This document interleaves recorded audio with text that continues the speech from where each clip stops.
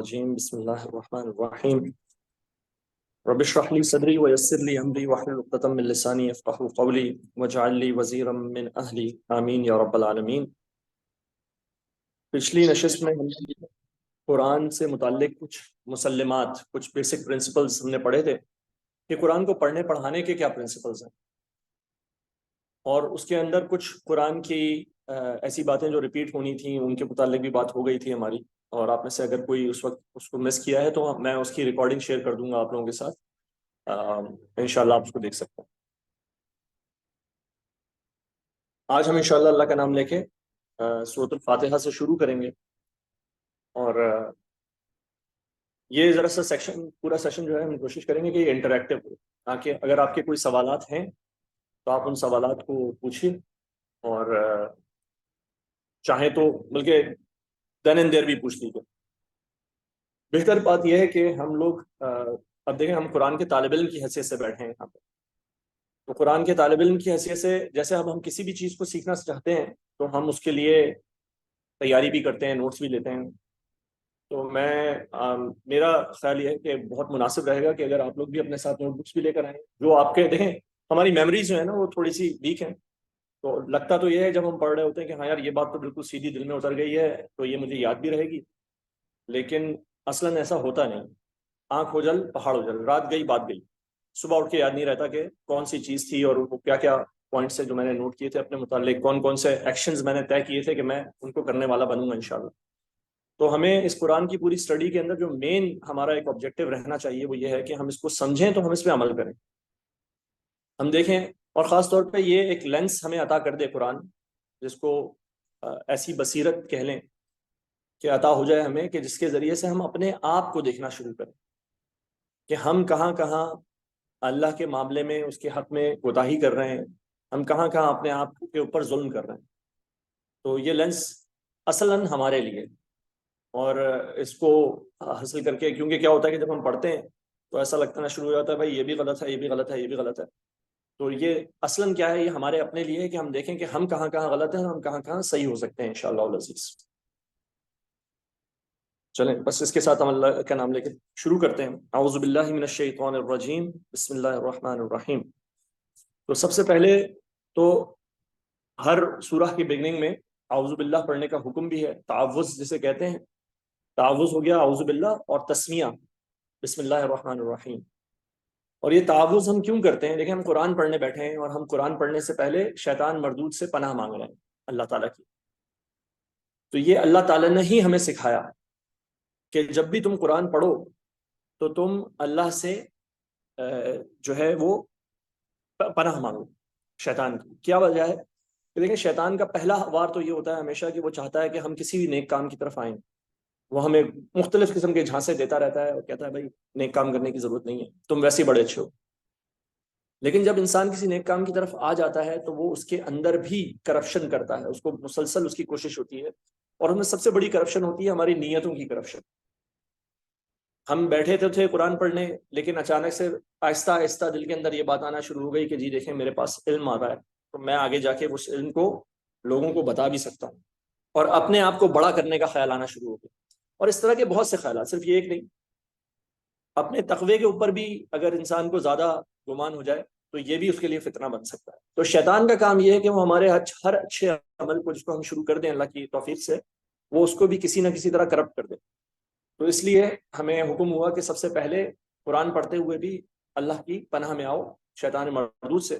اور شیطان نے کہا تھا، سورہ اعراف کی آیت نمبر 16 ہے، وہ کہتا ہے قال فبما اغویتنی، تو اس نے کہا کہ تو پھر تو نے جو مجھے اغوا کیا، مجھے تو نے جو گمراہ کیا، اللہ سے کہہ رہا ہے، تو لأقعدن لهم صراطک المستقیم، تو میں اب لازماً بیٹھوں گا تیرے سیدھے رستے پر، جو لوگ تیرے سیدھے رستے پر، یہ صراط مستقیم جو ہے یہ قرآن مجید ہے، اس کے اوپر جو لوگ آئیں گے میں ان کے پاس بھی بیٹھا ہوا ہوں، پھر میں ان کے اوپر حملہ کروں گا، ان کے آگے سے، ان کے پیچھے سے، ان کے دائیں سے، ان کے بائیں سے۔ یعنی کہ جو شخص اللہ کے دین پر چلنے کی کوشش کرنے والا ہوتا ہے نا، تو وہ تو شیطان کا خاص ٹارگٹ بن جاتا ہے۔ تو ہمیں اس وجہ سے بھی اللہ تعالیٰ سے پناہ مانگنی ہے۔ تو اللہ نے فرمایا فَإِذَا قَرَأْتِ الْقُرْآنَ فَاسْتَعِذْ بِاللَّهِ مِنَ الشَّيْطَانِ الرَّجِيمِ، جب بھی تم قرآن پڑھو تو پناہ مانگو اللہ کی شیطان مردود سے. تو ہم اسی طرح کرتے ہیں. بسم اللہ الرحمن الرحیم، ہر چیز اللہ کے نام سے شروع کرنے کے کبھی حکم آیا ہمیں، ہر اچھے کام کو. اور اصلاً کیا ہے، ہر کام کو اللہ کے نام سے شروع کرنے کا حکم. تو اگر ہمیں یہ اس بات کی عادت ہو جائے کہ ہمیں ہر کام اللہ کے نام سے شروع کرنا ہے، تو پھر ہمارے کاموں کے اندر خود بخود ایک ڈسٹنکشن پیدا ہو جائے گی. کچھ کام ایسے ہوں گے بہرحال جس پہ آپ بسم اللہ نہیں پڑھ سکیں گے. ہماری دنیا کے اندر آج وہ بڑے ایکسیپٹیبل چیزیں ہیں، لیکن کچھ کام ایسے نظر آئیں گے آپ کہیں گے یار اس پہ بسم اللہ کیسے پڑھوں، اللہ کا نام کیسے پڑھوں، اس بات پہ کرنا تو والا ہوں میں. تو اس سے ایک ڈسٹنکشن ہمارے لیے پیدا ہو جائے گی، ایک تخصیص پیدا ہو جائے گی کہ جی یہ کام کرنے والا ہے بھی کہ نہیں. ایک مائنڈ فلنس پیدا ہو جائے گی کہ مجھے یہ کام کرنا چاہیے بھی کہ نہیں کرنا چاہیے. تو اس کے ساتھ ان دونوں جو تمام صورتوں کے اندر دہرائے جانے والی انسٹرکشن تھیں، اس کے بعد اللہ تعالیٰ فرماتے ہیں الحمد للہ رب العالمین، کل شکر اللہ ہی کے لیے ہے جو تمام جہانوں کا رب ہے. یہ پہلا جملہ اور اس پہلے جملے کا پہلا حصہ قرآن کے اندر الحمد للہ، حمد ہے اللہ کے لیے. تو اس کو علماء کہتے ہیں کہ اسی ایک جملے سے شرک کی جڑ کٹ جاتی ہے. تمام تعریف صرف اللہ کے لیے، تمام شکر صرف اللہ تعالیٰ کے لیے. اور اس کے آگے اس کی صفت بیان ہوئی کہ وہ کون ہے، وہ رب العالمین ہے. اگر تمام تعریف اللہ کے لیے تو پھر ہم کیا انسانوں کی تعریف کریں یا نہ کریں؟ تو مسلمانوں میں جو سخت مزاج قسم کے مسلمان ہوتے ہیں، فقہ سختیہ، تو وہ کہتے ہیں کہ جی پھر کسی کی کوئی پرواہ بھی نہیں کرنی ہم. تو ایسا نہیں ہے کہ اللہ تعالیٰ نے جو بھی جس کے ذریعے سے بھی ہمیں کچھ دیا، ہمیں اس کا بھی شکر ادا کرنا چاہیے. حدیث سے پاک میں آتا ہے کہ من لم یشکر الناس لم یشکر اللہ، جو لوگوں کا شکر ادا نہیں کرتا وہ اللہ کا شکر بھی ادا نہیں کرتا.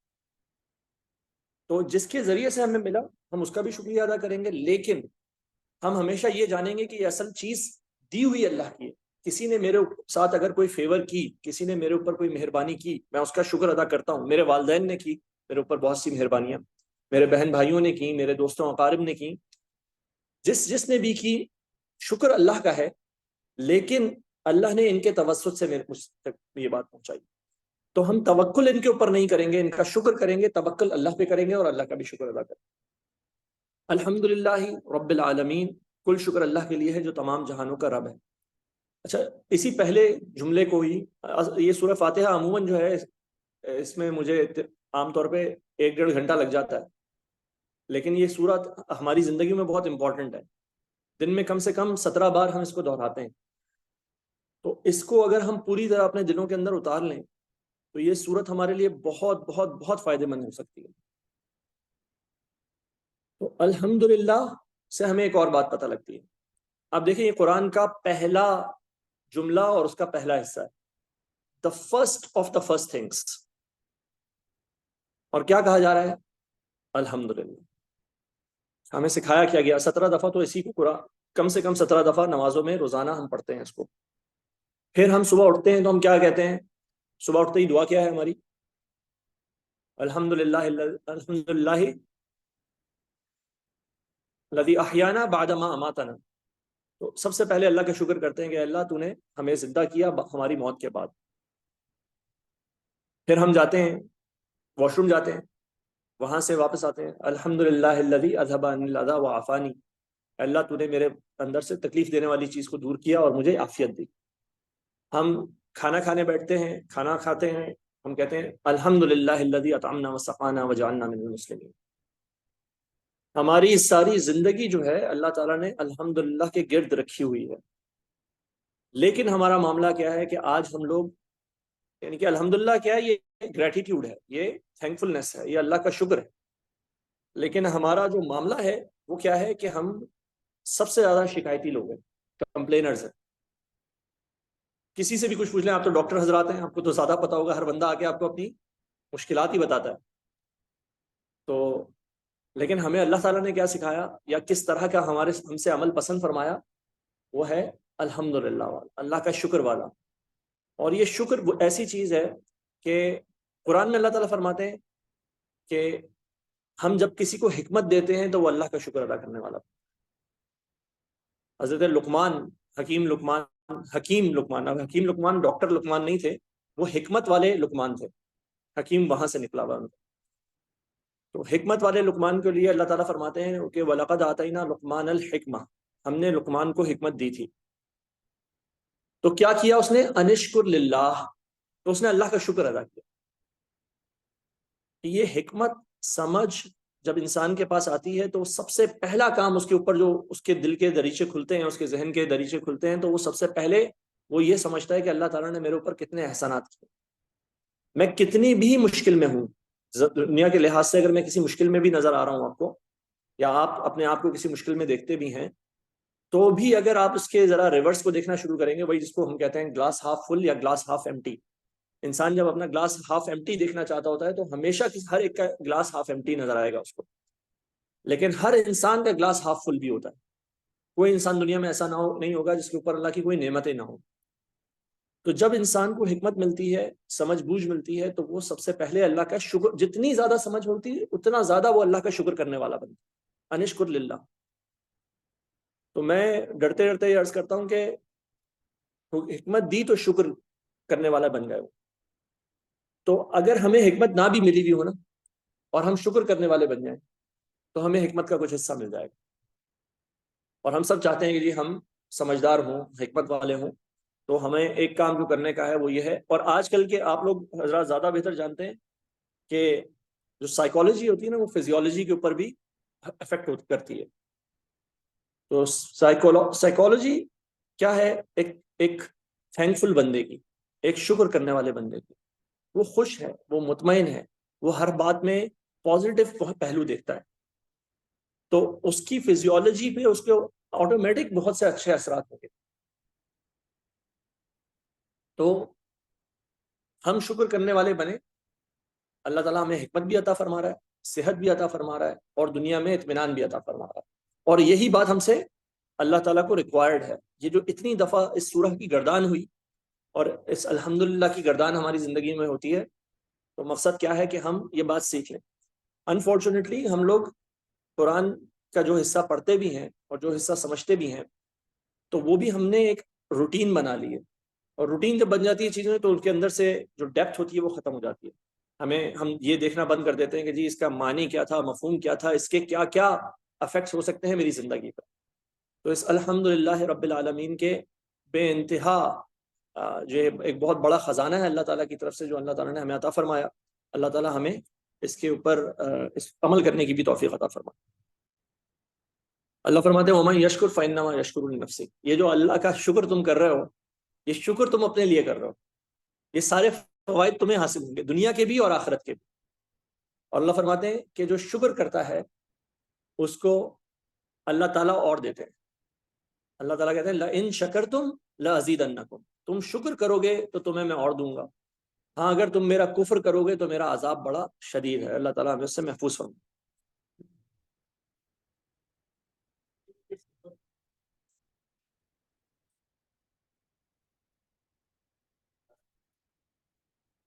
نہیں، قطن نہیں، قطن نہیں۔ دیکھیں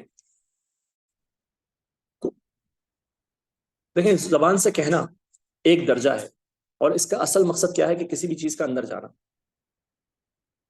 اللہ نے آپ کو بہت ساری دولت سے نوازا، آپ کہتے ہیں جی اللہ کا بہت شکر ہے، اللہ کا بہت شکر ہے، بہت شکر ہے، اللہ نے مجھے بہت سی دولت سے نوازا، اور میں کہتا رہتا ہوں اللہ کا بہت شکر ہے، لیکن میں کسی کے اوپر ایک روپیہ نہیں خرچ کرتا۔ تو کیا میں واقعی اللہ کا مشکور ہوں؟ کیا میں واقعی اللہ تعالیٰ کا شکر ادا کرتا ہوں؟ میں زبان سے کہہ رہا ہوں، لیکن میرے پاس جو اللہ تعالیٰ نے جو نعمت دی ہوئی ہے مجھے، اس نعمت کا اگر استعمال اس طرح سے نہیں ہو رہا تو اس کا مطلب ہے کہ شکر ادا نہیں ہو رہا۔ تو اسی طرح جس چیز کے نعمت کا ہم شکر ادا کرنا چاہ رہے ہیں، ہماری صحت کا، ہمارے علم کا، ہماری مال و دولت کا، ہمارے بیوی بچوں کا، جس چیز کا بھی ہم شکر ادا کرنا چاہ رہے ہیں، اس شکر کا کیا جو کی ڈیمانڈ جو ہے وہ یہ ہے کہ ہم اس نعمت کو صحیح استعمال کر رہے ہیں۔ ٹھیک ہے، تو یہ جو الحمدللہ ہے یہ کہنا ہے کیونکہ یہ ہمیں سکھایا گیا ہے، لیکن اصلاً یہی ہے کہ یہ الحمدللہ اندر سے نکل رہا ہوگا۔ اور یہ ایک چھوٹی سی ایکسرسائز، بلکہ اچھی بات آپ نے کہہ دی کہ میں خود بھی کرنے کی کوشش کرتا ہوں، اور آپ لوگوں کے لیے بھی ہے کہ ہم تسبیح فاطمہ پڑھتے ہیں نمازوں کے بعد، ٹھیک ہے جی، سبحان اللہ الحمدللہ اللہ اکبر. تو یہ جو سبحان اللہ الحمدللہ اللہ اکبر ہے عموماً ہمارا ہوتا ہے بس آٹومیٹک روٹین کے اندر پڑھ لیتے ہیں، ختم ہو جاتا ہے. لیکن یہی سبحان اللہ، یہی الحمدللہ، یہی اللہ اکبر اگر ہم ایک دل کے ساتھ کریں، سوچ سمجھ کے کریں. تو میری ایک چھوٹی سی ایکسرسائز ہے، میں کیا کرتا ہوں کہ کبھی کبھی اب الحمدللہ کہنے کے لیے میں شروع کرتا ہوں، اچھا جی الحمدللہ، اللہ نے بہت اچھا ذہن دیا ہے، الحمدللہ اللہ تعالیٰ نے آنکھیں دی ہیں جو دیکھتی ہیں، الحمدللہ اللہ تعالیٰ نے کان دیے ہیں جو سنتے ہیں ابھی بھی، الحمدللہ اللہ نے چہرہ دیا ہے جو خوشنما ہے، الحمدللہ. تو یہاں تک آنے تک آپ کے الحمدللہ ختم ہو جاتے، ٹھیک ہے جی. پھر اگلی دفعہ نیچے سے شروع کریں، اور آپ لوگ تو پھر اندر بہت ہی زیادہ جانتے ہیں، تو آپ لوگوں کے تو الحمدللہ ختم ہی نہیں ہونے چاہیے. آپ کو تو پتہ لگتا ہے کہ جی یہ اندر کیا لبلبا کیا کر رہا ہے، تو فلانی چیز تو کیا کر رہی ہے، تو فلانی چیز کیا کر رہی ہے، ماشاءاللہ. تو یہ بھی بات ہے کہ نالج کے ساتھ ساتھ آپ کے شکر میں بھی اضافہ ہوتا ہے. تو آپ لوگوں کی جو نالج ہے اس کے تحت آپ لوگوں کا شکر بھی زیادہ بن جائے گا، خود بخود زیادہ ہو جائے گا. وہ ایک نارمل بندے کے حساب سے ایک ہائر کوالٹی کا شکر ہوگا. تو ہم یہ ایک چھوٹی سی ایکسرسائز ہے، اور اس طرح کی ایکسرسائز کرنے سے کیا ہوتا ہے کہ انسان مائنڈ فل ہو جاتا ہے. جیسے میں نے عرض کیا نا کہ ہم جو روٹین میں چل رہے ہوتے ہیں روٹینوں سے ہٹ جاتے ہیں تھوڑا سا. تو نماز میں روٹین کو بریک کرنا بڑا ضروری ہے کہ ہم کس طرح کر سکتے ہیں، وہ کبھی اور بھی انشاءاللہ بات کر لیں گے. لیکن یہ کم سے کم یہ جو تسبیح ہے نماز کے اینڈ پہ، اس میں بھی روٹین کو بریک کیجیے. اور الحمدللہ جب ہم اور یہ جو سورہ ہے یہ بھی اس روٹین کو بریک کرنے کے لیے، جو میں نے آپ کو آج تفصیلات شیئر کر رہا ہوں آپ کے ساتھ انشاءاللہ، اور آپ لوگ ان میں سے بہت سی جانتے بھی ہیں، اور یہ بہت سی آپ کے لیے یاد دہانی کے طور پہ ہوں گی. تو جب ہم اس سورت کو اس سمجھ بوجھ کے ساتھ پڑھ رہے ہوں گے تو بھی انشاءاللہ اس سورت وہی بات ہے کہ ہماری روٹین بریک ہوگی، اور ہم زیادہ توجہ کے ساتھ اللہ کی طرف بھی اور اس کا ذکر بھی بہتر طریقے سے کر سکیں گے انشاءاللہ. الحمدللہ رب العالمین، کل شکر اللہ کے لیے ہے جو تمام جہانوں کا رب ہے. الرحمن الرحیم، اللہ کا سب سے پہلا تعارف. ہم اپنے بچوں کو ڈراتے رہتے ہیں، بیٹا اللہ تعالیٰ یہ کر دیں گے، اللہ تعالیٰ وہ کر دیں گے، اور اللہ تعالیٰ ادھر ڈال دیں گے. لیکن اللہ تعالیٰ نے انسانیت کو جو سب سے پہلا تعارف کرایا وہ کیا ہے؟ الرحمن الرحیم. یہ ان دونوں کو جو ہے نا رحمان جو ہے اس کو کہتے ہیں کہ یہ مبالغے کا صیغہ کہتے ہیں اس کو. مبالغہ کیا ہے؟ کوئی بھی چیز بہت زیادہ ہوتی ہے، طغیان، رحمان، اور عطشان، میں بہت زیادہ پیاسا ہوں، جوعان، میں بہت زیادہ بھوکا ہوں، بہت زیادہ. تو کسی چیز کی جو ایکسٹریم لیول ہوتی ہے اس کو بتانے کے لیے مبالغے کا صیغہ استعمال کیا جاتا ہے. اللہ تعالیٰ کہتے ہیں رحمان، جو اگر کسی گراف پہ دیکھا جائے تو گراف کہیں اوپر چلا جاتا ہے نا ٹاپ پہ، اچھا لیکن ٹاپ سے اگر واپس نیچے بھی آتا ہے، ٹھیک ہے، کیونکہ کوئی کسی بھی چیز کا جو ٹاپ ہوتا ہے اس میں تسلسل نہیں ہوتا. کسی چیز کے بھی ٹاپ میں ورنہ وہ ٹاپ نہیں ہوگا اگر تسلسل ہوگا. اگر ساری دنیا جو ہے وہ ماؤنٹ ایوریسٹ جتنی ہائٹ کی ہوتی تو پھر ماؤنٹ ایوریسٹ کی کوئی ویلیو نہ ہوتی. سمجھ رہے ہیں؟ ماؤنٹ ایوریسٹ کی جو ہائٹ ہے اس کی ویلیو اس وجہ سے ہے کہ باقی کی دنیا نیچے ہے. تو اب آپ سمجھیے کہ ماؤنٹ ایوریسٹ پہ کھڑے ہیں ہم، تو یہ اللہ تعالیٰ کی صفت رحم ہے، رحمان. لیکن اسی میں تسلسل ہے. رحیم مطلب تسلسل، جیسے دریا کا بہنا ہوتا ہے، ٹھیک ہے جی. تو اس میں طغیانی ہے، بہت زیادہ رحمان ہے، بہت زیادہ رحم کرنے والا ہے، اور مسلسل رحم کرنے والا ہے. تو یہ ایک عجیب بات ہے، اور ایک قرآن کا اعجاز ہے کہ قرآن اور اللہ تعالیٰ کی جو صفات ہیں وہ انسانی ذہن کی جو حدود ہیں ان کو توڑ دیتی ہیں. ہمارے ذہن میں یہ چیز ایگزسٹ نہیں کر سکتی جو میں آپ سے بیان کر رہا ہوں کہ کسی چیز کی ہائٹ ہو اور اس میں تسلسل ہو. وہ یا تو ہائٹ ہوگی یا تسلسل ہوگا. لیکن یہ اللہ تعالیٰ کا جو پہلا تعارف ہے، اللہ تعالیٰ کہتے ہیں الرحمن الرحیم، بہت ہی مہربان، ہمیشہ رحم فرمانے والا ہے.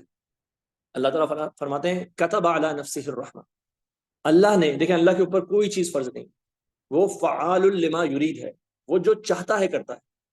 ان اللہ علی کل شیء قدیر ہے، وہ ہر چیز پہ پوری قدرت رکھنے والا ہے، اللہ سے کوئی سوال نہیں کر سکتا. لیکن اللہ کہتے ہیں میں نے اپنے اوپر خود ایک چیز فرض کر لی، اللہ پہ کوئی چیز فرض نہیں ہو سکتی.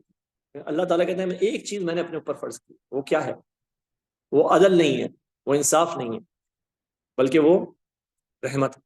اللہ کہتے ہیں کتب علی نفسہ الرحمہ، اس نے اپنے اوپر، یہ کتابہ کا لفظ کیا ہے؟ یا ایھا الذین آمنوا کتب علیکم الصیام، اے ایمان والو تمہارے اوپر روزے فرض کر دیے گئے۔ تو اللہ کہتے ہیں اسی طرح میں نے اپنے اوپر رحمت فرض کر دی۔ اللہ اکبر۔ اچھا، یہی ہماری آبزرویشن اور ہمارا مشاہدہ بھی یہی کہتا ہے کہ اللہ تعالیٰ بہت رحمان اور رحیم ہے۔ دنیا میں اللہ تعالیٰ کے احکامات ٹوٹتے ہیں، لوگ اللہ تعالیٰ سے غافل ہیں، لیکن اللہ تعالیٰ اس دنیا کو پھر بھی فراہم کرتے ہیں، اس کی جو بھی ریسورسز اس کو ریکوائرڈ ہے۔ ہم لوگ انڈیویجولی بہت گناہ گار لوگ ہیں، لیکن اللہ تعالیٰ پھر بھی ہم کو دیتے رہتے ہیں۔ تو اس سے بھی ہمیں پتہ لگتا ہے کہ جو خدا ہے وہ بڑا رحمان اور رحیم، وہ ہمارے اوپر شفقت کا معاملہ فرماتا ہے۔ اچھا، تو اب کیا ہوگا کہ اگر رحمان اور رحیم ہوگا تو اس کا جو نتیجہ، اگر کوئی شخص، کوئی باس، اگر آپ لوگوں کے کوئی وہ ہیں رپورٹیز ہیں، تو آپ کو پتا ہے کہ اگر آپ ان کے معاملے میں بالکل ہاتھ ڈھیلا چھوڑ دیں گے تو کیا ہوگا؟ لیٹ آنا شروع ہو جائیں گے، ایبسنسز بڑھ جائیں گی، کام کے اندر توجہ تھوڑی سی ختم ہو جائے گی، کیونکہ کیا یہ صاحب تو کچھ کہتے نہیں ہیں، تو لوگ ناجائز فائدہ اٹھاتے ہیں۔ تو اس کا کاؤنٹر بیلنس کس طرح کرنا پڑتا ہے ہمیں مینجمنٹ کے اندر، کہ ہم کبھی اچانک سے جناب پکڑ لیتے ہیں اور بڑا سخت پکڑتے ہیں، ٹھیک ہے، تاکہ لوگ they should be on their toes. لیکن اللہ تعالیٰ کہتے ہیں میں پکڑتا نہیں ہوں، لیکن بہرحال میں تو اب لوگوں کا اللہ کے بارے میں کیا معاملہ ہے؟ جب اللہ کا رحمان اور رحیم کی ذکر آتا ہے، غفور اور رحیم کا ذکر آتا ہے، تو ہم کیا کر رہے ہوتے ہیں عموماً؟ ہم اپنی برائیاں جسٹیفائی کر رہے ہوتے ہیں، لیکن یہ تو میں کر رہا ہوں، لیکن اللہ بڑا غفور اور رحیم، میں کر رہا ہوں، میں کرتا رہوں گا، لیکن اللہ بڑا غفور اور رحیم۔ تو اللہ تعالیٰ نے اس کو بیلنس کیا، کس طرح؟ وہ اپنے زبردست پکڑنے سے نہیں، بلکہ اللہ فرماتے ہیں مالکی یوم الدین، وہ روز جزا کا تنہا مالک ہے۔ تو روز جزا جو ہے وہ ایک انصاف کا دن، اور انصاف کے دن اگر اللہ انصاف نہیں کرے گا تو کون کرے گا؟ ٹھیک ہے جی۔ تو اللہ کہتا ہے لیکن میں رحمان اور رحیم ہوں، لیکن اس بات سے یہ دھوکہ نہ کھا جانا کہ تم جو بھی کرتے رہو گے اس کی کوئی پوچھ نہیں ہوگی، بلکہ دیکھو میرا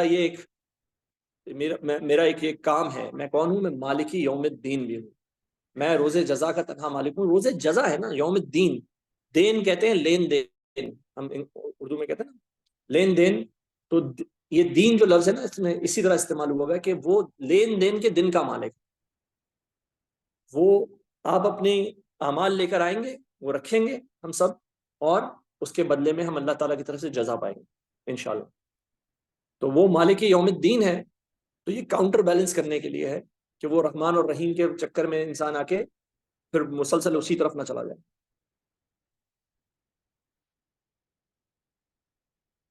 ایاک نعبد و ایاک نستعین، اے اللہ ہم تیری ہی عبادت کرتے ہیں اور تجھ سے ہی مدد مانگتے ہیں۔ اب اس کو کہا گیا کہ یہ ایک سٹیٹمنٹ بھی ہے، یہ ایک دعویٰ بھی ہے، اور یہ ایک وعدہ بھی ہے۔ یہ ایک دعویٰ ہے کہ اے اللہ ہم تجھ سے ہی تیری ہی عبادت کرتے ہیں، اٹس اے کلیم، صحیح ہے جی۔ اور یہ ایک وعدہ بھی ہے کہ ہم تیری ہی عبادت کرتے رہیں گے بھی۔ اور وَإِيَّاكَ نَسْتَعِينُ، اور یہ بہت اہم بات ہے۔ اچھا، ہم نے پہلے تو یہ عبادت کو جو کہا سمجھا، ہم سمجھتے ہیں کہ عبادت کیا ہے؟ یہی نماز، روزہ، حج، زکوٰۃ ہے جو ہم کرتے ہیں۔ اصل عبادت کیا ہے؟ یہ ہے عبدیت، عبد اللہ۔ عبد اللہ کا مطلب کیا ہوتا ہے؟ اللہ کے لیے نماز پڑھنے والا۔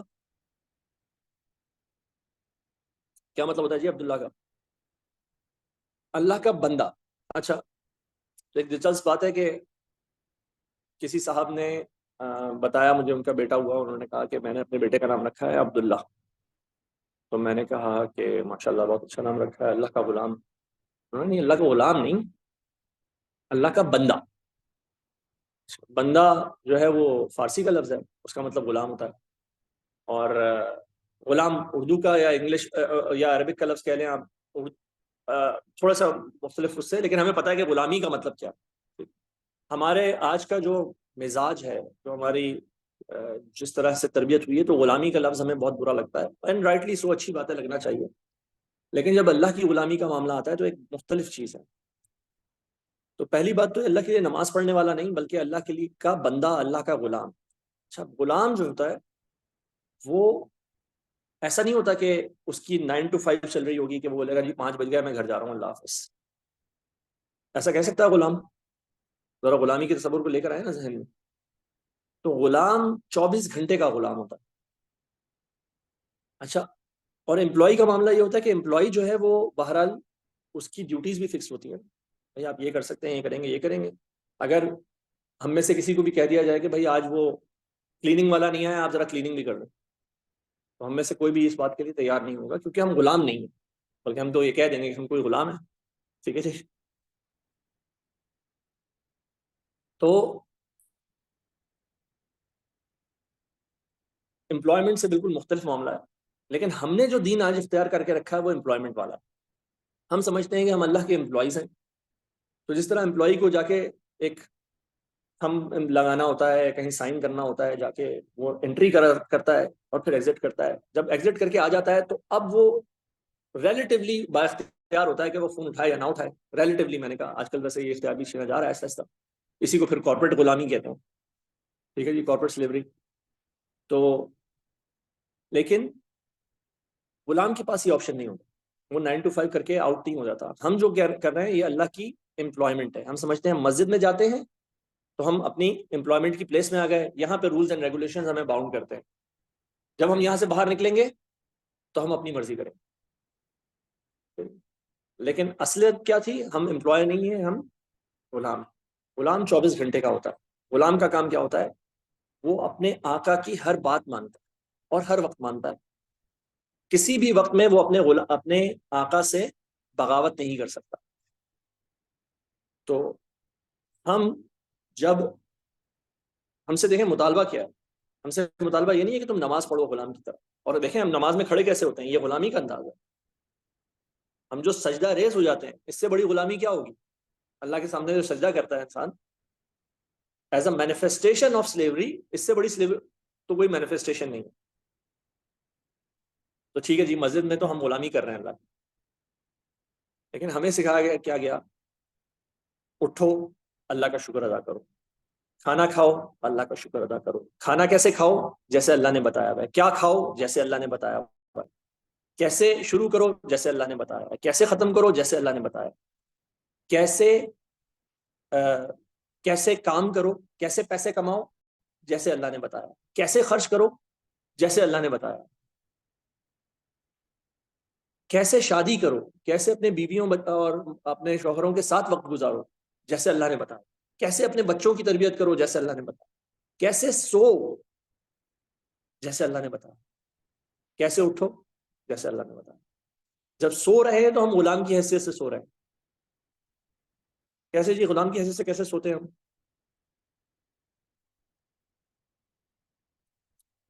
جیسے کال آتی ہے نا آقا کی، ہم کھڑے ہو جاتے ہیں، یا ہمیں کھڑے ہو جانا چاہیے. ٹھیک ہے جی. تو تو یہی ہے، تو یہ ہے وہ 24 گھنٹے کی غلامی کہ انسان اپنی مرضی. دیکھیں اسلام کا مطلب تھا سبمیشن، اپنی مرضی کو اللہ کے سامنے سبمٹ کر دینا. اس چیز کا وعدہ کرتے ہیں ہم اللہ کے سامنے. اور یہ ایک اور بہت خوبصورت حدیث ہے، آپ لوگوں کے علم میں ہوگی یہ حدیث، اسی سورہ کے متعلق. یہ سورہ جو ہے یہ اللہ تعالیٰ نے اس میں، یعنی کہ اس کی عظمت جو ہے یہ ایسی ہے کہ اس کو خود قرآن نے عظیم قرآن کہا. اس سورہ کو کہا اللہ تعالیٰ نے سبع من المثانی والقرآن العظیم، 7 دہرائے جانے والیاں. یہ 7 آیتیں ہیں اس کے اندر اور یہ دہرائی جاتی ہیں، ہر نماز میں ہم دہراتے ہیں ان کو.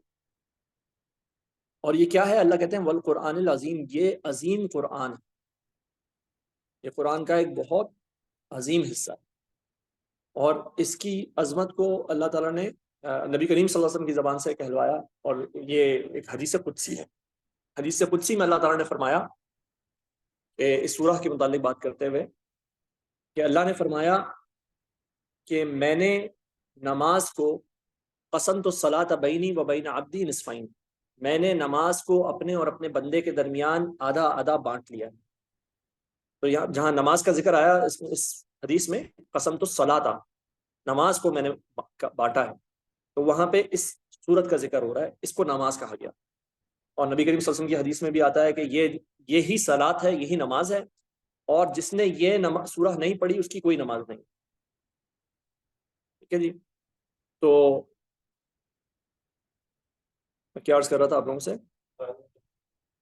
عبادت کی، ہاں، تو وہ حدیث جو بیان ہو رہی تھی نا، قسم تو صلاۃ بینی و بین عبدی نصفین، کہ ہم نے نماز کو، اللہ کہتا ہے میں نے نماز کو اپنے اور اپنے بندے کے درمیان آدھا آدھا بانٹ لیا ہے.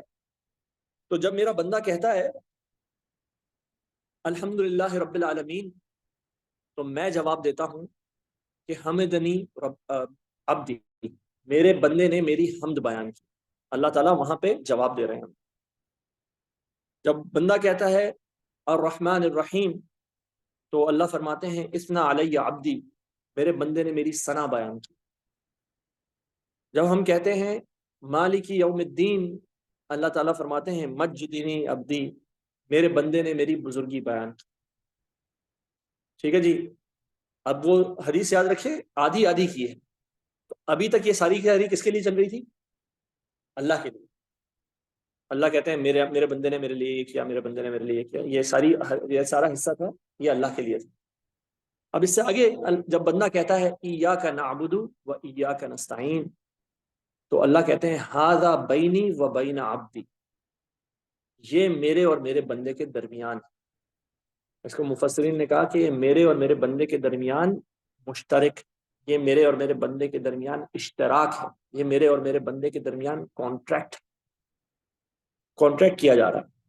دیکھیں نا، میں نے آپ سے کہا ہم ایک دعویٰ بھی ہے اور ایک وعدہ بھی ہے. ہم دعویٰ کر رہے ہیں اللہ کے سامنے اللہ ہم تیری ہی عبادت کریں گے، اور ہم وعدہ کر رہے ہیں اللہ صرف تیری ہی عبادت کریں گے. تو اب ہم ایک کانٹریکٹ میں آ رہے ہیں. Every promise is a contract. ٹھیک ہے جی. پرومسری نوٹس ہوتے ہیں نا، کانٹریکٹس. تو ہم نے کیا کیا؟ ہم نے وعدہ کیا اللہ تعالیٰ سے. اللہ کہتے ہیں یہ میرے اور میرے بندے کے درمیان ہے. وَلِعَبْدِ مَا سَأَلَ، اور جب وہ یہ کانٹریکٹ کر لے گا تو میرے بندے کے لیے وہ ہے جس کا وہ مجھ سے سوال کرے. یعنی کہ اگر ایک بادشاہ ہو، اس کی الیجینس، اس کی وفاداری کا آپ دم بھر لیں. وہ آتے ہیں نا، جب بادشاہ سلامت جب ان کو انسٹال کیا جاتا تھا تو سارے کے سارے مملکت والے آتے تھے، وہ بادشاہ سلامت کو نظر دیتے تھے کوئی نہ کوئی. تو کیا ہوتا تھا اس میں کہ بادشاہ سلامت سے ہم اپنی وفاداری کا اظہار کر رہے ہیں، ہم اپنے آپ کو بادشاہ سلامت کی رعایا کے طور پہ پیش کر رہے ہیں. تو اللہ تعالیٰ کہہ رہے ہیں کہ یہ جب تم مجھ سے یہ الیجنس کر لو گے، یہ کانٹریکٹ کر لو گے، تو اب میری طرف سے دنیا جہان، یہ جو رب العالمین ہے، جو دو جہانوں کا بادشاہ ہے، تمام جہانوں کا بادشاہ ہے، تو وہ اس کی طرف سے آپ کو کیا انعام مل رہا ہے؟ وہ کہتا ہے ولی عبدی ما سال، میرے بندے کے لیے وہ ہے جو وہ مانگے. مانگو کیا مانگتے ہو. ٹھیک ہے جی. تو ہم اب اس جو میں نے آپ سے کہا نا کہ ہم نماز کے اندر اس کو ذرا زیادہ فکر کے ساتھ پڑھیں، تو ذرا اس آیت کے اوپر بس غور کرتے جائیے ہر نماز میں، کہ ہم جب اللہ کے سامنے کھڑے ہوں تو ہم کہیں گے کہ اللہ تعالیٰ میں تیری ہی عبادت کرتا ہوں، میں تیری ہی عبادت کروں گا، اور اللہ میں تجھ سے ہی مدد مانگتا ہوں اور میں تجھ سے ہی مدد مانگوں گا. تو اب آپ کا کیا معاملہ ہو گیا کہ دنیا کے اوپر سے ڈپینڈنسی ختم ہو گئی آپ کی. ٹھیک ہے. یہ وہ مقام ہے جو اللہ تعالیٰ اپنے بندوں کو دیکھنا چاہتے ہیں. دنیا کے اوپر سے ڈپینڈنسی نہیں ہے ان کی، دنیا پہ نو ڈپینڈنسی، نہ اس کو دنیا کا خوف ہے، کیونکہ عبادت کس کی ہے، غلامی کس کی ہے؟ اللہ کی. اور مدد کس سے مانگتے ہیں ہم؟ اللہ سے. اچھا یہ بھی بڑی بات ہے نا کہ یہ جو عبادت کا یہ والا کانسیپٹ ابھی بیان ہوا، 24 گھنٹے کی غلامی، جس کے اندر انسان اپنی مرضی کو تج دیتا ہے، اپنی مرضی کو سبمٹ کر دیتا ہے اللہ کے سامنے. یہ کوئی آسان کام نہیں ہے، بہت مشکل کام ہے. کیونکہ ہمارے اپنے اندر دعوے دار کھڑے ہوئے ہیں خدائی کے. ہمارا اپنا نفس خدائی کا بہت بڑا دعوے دار ہے. اللہ تعالیٰ نے اس کا نام لے کے قرآن میں کہا افرائیت من اتخذ الہہ ہوا، کیا آپ نے دیکھا اس شخص کو جس نے اپنے نفس کو ہی الہ بنا لیا. الہہ، لا الہ الا اللہ. ہم کہتے ہیں لا الہ الا اللہ، اللہ کے سوا کوئی معبود نہیں. اور اللہ کہتے ہیں کہ آپ نے اس شخص کو دیکھا الہہ ہوا، جس نے بنا لیا ہے اپنا خدا اپنی ہوائے نفس کو، اپنے جو اس کا من چاہتا ہے اس کو کرنے کو. تو یہ ایک بہت مشکل مرحلہ ہے کہ ہم اپنے نفس کو اس چیز کے لیے زیر کریں. تو اس مشکل مرحلے پر ہماری مدد کون کر سکتا ہے؟ یہ صرف اور صرف ہم اللہ کی مدد سے ہی کر سکتے ہیں. اگر اللہ کی مدد شامل حال نہ ہو تو یہ ہمارے لیے ممکن ہی نہیں. یہ ہماری ممکنات سے باہر کی چیز ہے کہ ہم اللہ تعالیٰ کی عبادت کر سکیں جیسا کہ اس کی عبادت کرنے کا حق ہے. اور اسی لیے نبی کریم صلی اللہ علیہ وسلم کی حدیث مبارکہ کا مفہوم ہے کہ جنت میں کوئی شخص بھی اپنے اعمال کی بنیاد پر نہیں جائے. جنت میں کوئی شخص صرف اپنے اعمال کی بنیاد پر نہیں جائے گا. تو صحابہ نے عرض کی کہ اے اللہ کے نبی صلی اللہ علیہ وسلم کیا آپ بھی، اب دیکھیں کتنی بڑی بات ہے کہ کہا جا رہا ہے کہ آپ بھی اپنے اعمال کی بنیاد پر جنت پہ نہیں جائیں گے. تو آپ صلی اللہ علیہ وسلم نے فرمایا کہ ہاں میں بھی، الا یہ کہ میرے رب کی رحمت مجھے ڈھانپ لو. مطلب انسان جو بھی کام کرتا ہے وہ اللہ کے حق سے بہت بہت بہت بہت نیچے. ہم اللہ کے حق کے پاس مطلب کہیں دور دور تک نہیں پھٹکتے. تو ہم کیا کرتے ہیں؟ بس ہم اللہ کی طرف محنت کرتے ہیں اور اللہ سے مدد مانگتے، کہتے ہیں اللہ تعالیٰ تم مجھے اس رستے پر آگے چلا. تو اللہ نے کہا، وعدہ کیا کہ جب تم یہ کانٹریکٹ مجھ سے کرو گے تو ولی عبدی ما سال، تو میرے بندے کے لیے وہ ہوگا جو وہ چاہے گا. تو پھر اللہ نے ہی ہمیں سکھایا کہ پھر میرے بندے کو مجھ سے مانگنا کیا چاہیے. ہم مانگ کیا سکتے تھے؟ اگر ہم سے سوال ہو جاتا، دنیا کا کوئی بادشاہ ہم سوال کرتا کہ بھائی مانگو، کیا مانگتے ہو، تو ہم نے تو کوئی $X ملین ہی مانگنے تھے اس سے، ٹھیک ہے. لیکن اللہ سے ہم کیا مانگ رہے ہیں؟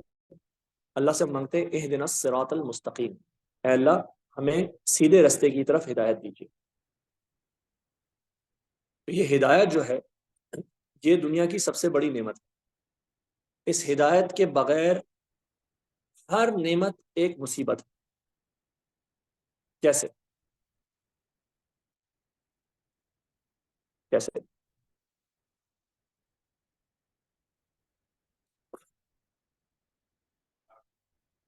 کسی نعمت کا ذکر کیجیے نا. نعمتیں کون سی ہیں ہماری؟ دولت ہوگی تو پراپرلی خرچ نہیں کریں. ہاں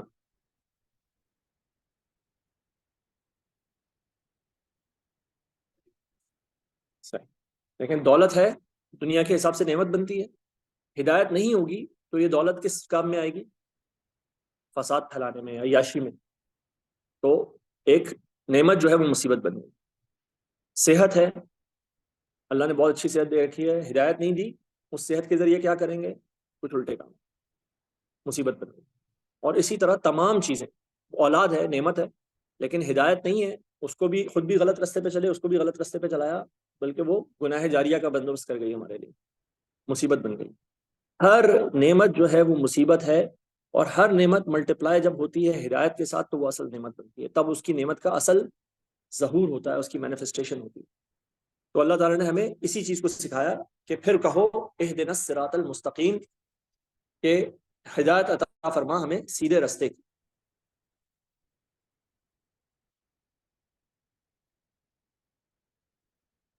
جی بالکل. دیکھیں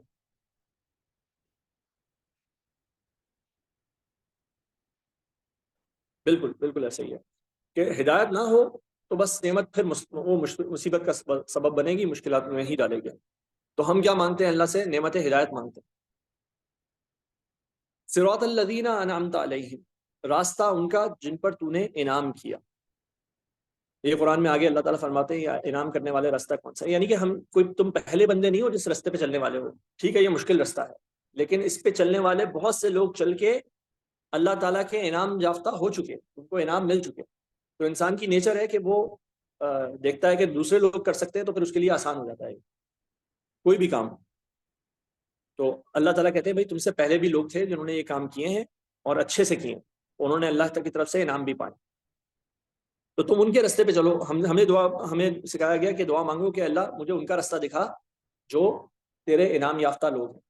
اور اللہ تعالیٰ فرماتے ہیں قرآن میں کہ یہ انعام یافتہ لوگ کون ہیں؟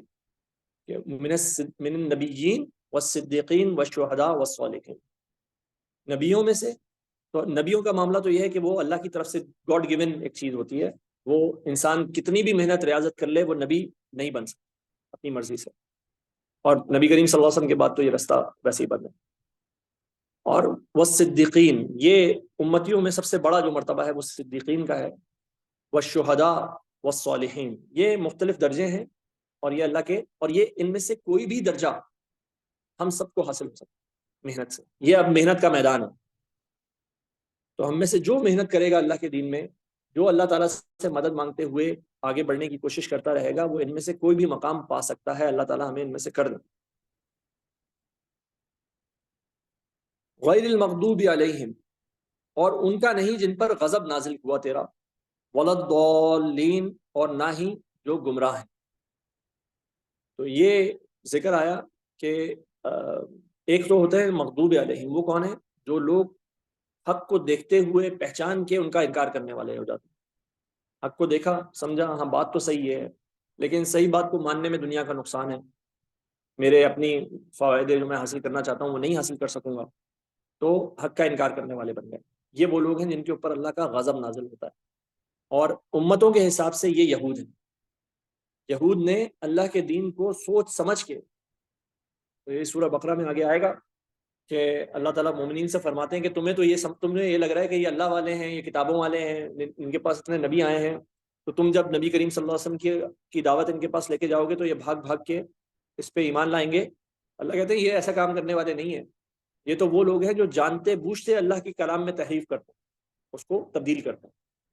تو ان کو کہا گیا یہ مغضوب علیہم ہیں، یہ وہ ہیں جن پر اللہ کا غضب نازل ہوا۔ وباؤوا بغضب من اللہ، وہ اللہ کے غضب کے ساتھ لوٹے۔ اور ولضالین، گمراہ ہو گئے۔ اب گمراہی جو ہے یہ انسان ہو جاتا ہے، گمراہ ہو جاتا ہے، گمراہ اپنے آپ کو وہ اس نے خود سے نہیں کیا۔ تو یہ گمراہ کون ہو جاتے ہیں؟ وہ لوگ جو پھر دین میں زیادتی کرتے ہیں، غلو کر دیتے ہیں، ٹھیک ہے جی، بہت زیادہ کر دیا۔ اور اس کو پھر عیسائیوں کا اسی کی طرف سمجھا گیا کہ عیسائی کون ہے؟ جنہوں نے اپنے نبی سے محبت کی، بہت زیادہ محبت کی، اتنی زیادہ محبت کی کہ اس کو خدا سے ملا دیا، اور پھر اپنے دین میں غلو کیا۔ غلو کا مطلب ہوتا ہے زیادتی، کیا کہیں گے اس کو، ایگزیجریشن۔ ایگزیجریشن تو نتیجہ کیا نکلتا؟ دیکھیں اب انہوں نے دین میں ایگزیجریشن کی، اللہ والے بننا چاہتے تھے، انہوں نے رہبانیت اختیار کر لی، کہا جی ہم نہ اچھا کھائیں گے، نہ اچھا پیئیں گے، نہ شادیاں کریں گے، یہ سارے معاملات کچھ بھی نہیں کریں گے، دنیا سے کچھ نہیں لیں گے۔ تو یہ ایگزیجریشن تھی، اور اس میں کیا ہے، اس میں انسان اپنے اوپر کچھ قیاس کر رہا ہے، وہ سمجھ رہا ہے کہ میں کچھ ہوں۔ اللہ تعالیٰ نے ہمیں بتا دیا کہ ایاک نستعین کے ساتھ چلو، مجھ سے مدد مانگتے ہوئے چلو، تمہارے بس میں یہ چیزیں نہیں ہیں۔ تو انہوں نے اپنے آپ کے لیے ایک ایسا رستہ چنا جس کو یہ پورا نہیں کر سکے، تو نتیجہ کیا نکلا؟ یہ گمراہ ہو گئے۔ تو ہم اللہ تعالیٰ سے دونوں طرح کی جو مصیبت ہے اس سے پناہ مانگتے ہیں، کہ یا تو ہم مغضوب علیہم میں سے ہو جائیں، حق کو پہچان کے انکار کرنے والوں میں سے بن جائیں، یا حق میں اتنی ایگزیجریشن کریں کہ اللہ نہ کرے گمراہ ہو جائے۔ اچھا، تو یہ جو دوسرا حصہ ہو گیا سورہ کا، یہ وہ حصہ ہے جو اللہ تعالیٰ نے کہا تھا یہ ایک حصہ میرے بندے کے لیے۔ بیچ والا حصہ الحمدللہ رب العالمین الرحمن الرحیم مالک یوم الدین، یہ اللہ کے لیے۔ ایاک نعبد و ایاک نستعین، یہ کامن ہے، یہ مشترک ہے۔ اب اس کے بعد اللہ تعالیٰ کہتے ہیں پھر میرے بندے کے لیے وہ ہے جس کا وہ سوال کرے گا، وَلِعَبْدِ مَا سَأَلَ۔ تو بندے نے کس چیز کا سوال کیا؟ اللہ تعالیٰ نے سکھایا اهدنا الصراط المستقیم صراط الذین انعمت علیہم غیر المغضوب علیہم ولا الضالین، یہ ہمارے لیے ہے، یہ بندے کے لیے ہے۔ تو اللہ تعالیٰ جب یہ بات سنتے ہیں، جب ہم یہ بات پڑھتے ہیں، اللہ تعالیٰ سنتے ہیں، تو اللہ تعالیٰ فرماتے ہیں ھذا لعبدی ولعبدی ما سأل، یہ میرے بندے کے لیے ہے اور میرے بندے کو دے دیا گیا وہ جس کا اس نے سوال کیا۔ تو جب ہم سورہ فاتحہ پڑھیں تو ہم اس فکر کے ساتھ، اس سوچ کے ساتھ سورہ فاتحہ پڑھیں کہ میں اپنے رب سے ایک کانٹریکٹ کرنے جا رہا ہوں۔ ہم یہاں پہ ایک چھوٹا سا کانٹریکٹ کرنے جا رہے ہوتے ہیں، جب اپنے گھر کا کانٹریکٹ کرنے جا رہے ہوں تو ہم سوچ رہے ہوتے ہیں کہ جی اگلے 1 سال کرنا ہے، نہیں کرنا ہے، اسی گھر میں رہنا پڑے گا، وغیرہ وغیرہ۔ کوئی چھوٹے سے چھوٹا کانٹریکٹ بھی وہ اس بات کا متقاضی ہوتا ہے، ڈیمانڈ کرتا ہے کہ ہم اس پہ توجہ دیں، اس کے کلوزز پڑھیں۔ یہاں ہم رب العالمین سے کانٹریکٹ کر رہے ہیں ہر نماز میں، تو یہ اس بات کی ڈیمانڈ کرتا ہے کہ ہم بہت سوچ سمجھ کے اس بات کو کہ اللہ میں تیری ہی عبادت کرتا ہوں، میں تیری ہی عبادت کرتا رہوں گا، اے اللہ میں اس کے لیے تجھ سے ہی مدد چاہتا ہوں اور میں تجھ سے ہی مدد چاہتا رہوں گا، میرے بس کی بات نہیں۔ تو اس کا نتیجہ اللہ تعالیٰ کیا کہہ رہے ہیں کہ میرے بندے کو دے دیا گیا وہ جو اکثر نے اس کا سوال کیا۔ تو ہم آپ میں سے بہت سے لوگوں نے حج کیا ہوگا یقیناً انشاءاللہ، اور باقی کے لوگ کریں گے۔ تو آپ کو پتہ ہے کہ جب عرفات کے میدان میں کھڑے ہوتے ہیں تو عرفات کا جو ایک ادب ہے وہ کیا ہے کہ آپ نے دعا مانگنی ہے اس یقین کے ساتھ کہ آپ کی دعا قبول ہوگی. ویسے ہر دعا اس طرح مانگنی چاہیے کہ اس یقین کے ساتھ کہ اللہ تعالیٰ ہماری دعا کو قبول فرمائے گا. لیکن عرفات کے معاملے میں خاص ہے یہ، اور کہا جاتا ہے کہ جب وہاں سے آپ نکلیں تو آپ کو یہ ہونا چاہیے کہ میرے تمام گناہ معاف کر دیے گئے، پچھلے گناہ. تو آپ میں سے کسی کا حج کرنے کا ہوا ہے؟ کس کس کا ہے؟ ماشاء اللہ. تو مجھے نہیں پتا کہ آپ کے تجربے میں یہ بات آئی کہ نہیں آئی، لیکن مجھے پہلے سے بتایا گیا تھا کہ جی عرفات کے بعد جب آپ مزدلفہ میں آ کے قیام کریں گے، رات گزاریں گے، تو وہ رات آپ کی زندگی کی ایک عجیب رات ہوگی. تو اب ہوا گیا عجیب رات اس لحاظ سے بھی تھی کہ ہم مزدلفہ میں ایک سڑک کے کنارے ایک چٹائی بچھا کے پڑے ہوئے تھے.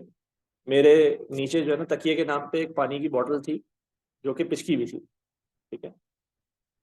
تو اب اس سے کڑکڑ کی آوازیں بھی آ رہی ہیں مسلسل ہر موومنٹ کے بعد، اور بالکل میرے چہرے کے پاس سے یہاں سے لوگ گزر رہے ہیں. سب کے پیر، میں لیٹا ہوں، سب کے پیر، سب کی ویل چیئریں بالکل میرے چہرے کے پاس سے گزر.